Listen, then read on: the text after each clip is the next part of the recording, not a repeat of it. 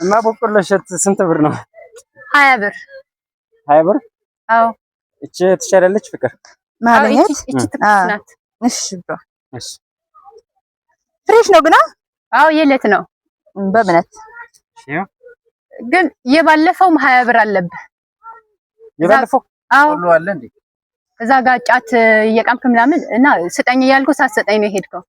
ምን ለማለት ፈልገሽ ነው? እኔ እኮ ትልቅ ሰው ነኝ እና እኔ እኮ ትንሽ ነህ አላልኩም። እኔ ደረጃህን እኮ አላሳነስኩትም። ምን ማለት ነው? ጫት እየቃም ማለት አልታይሽም? እንግዳ ጋር እኮ ነኝ። በዚህ ላይ እኔ ትልቅ ሰው እኮ ነኝ።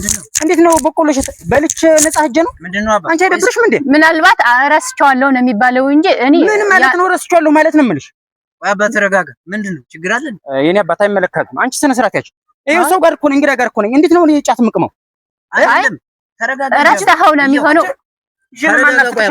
ስነ ስርዓት ያች ሰማኝ እንጂ ሴት ልጅ አይደለች ነው ይመለከታል። አንተ እንዴ ስነ ስርዓት ያዝ። ሴት ልጅ አይደለች ነው እና በሷ ጋር ጅል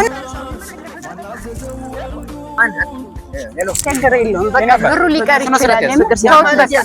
በቃ ከሌለብን አትጠይቅ ትችላለች። ችግር የለውም። በቃ ችግር የለውም። እኔ ከፈለኩኝ ሴት ልጅ አይደለች ምንም አይደለም። ሊቀር ይችላል። ለምን ብር ምንም ስላልሆነ ተሰማስበ ነው። አይሆንም እኮ እንደዚህ ይኸውልህ አንተን አገኛለሁ። አንተ ማን ነኝ ነው የምትለው? ቆይ የተባሽ ፍቅር ይሄንን ጣይ ወይስ ጀመረ? በሴት ልጅ ይኸውልህ ወንድ ልጅ ከሆነ በሴት ልጅ እጅ አይነሳም።